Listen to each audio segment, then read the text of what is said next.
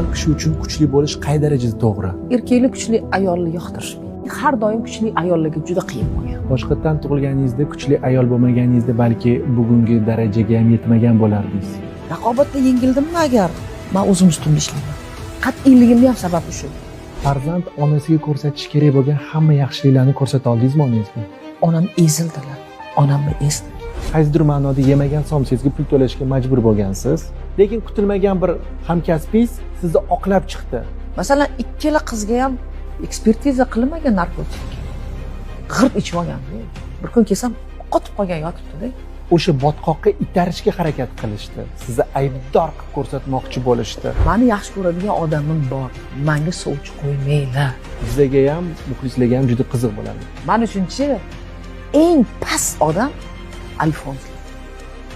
Qon yig'laganman. Men shaxsan boshqalarni bilmayman. Boshqalar balki yaxshi yashagandir. Shuni chiqib gapirsam, o'tgan davrni yomonlayapsan deydi.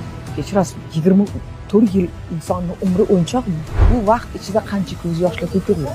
Onam rahbarlik ko'roniga o'tib ketdilar shu davrda. Qani, gaping bo'lsa gapir, yuzimga gapir. Tashlashasanmi?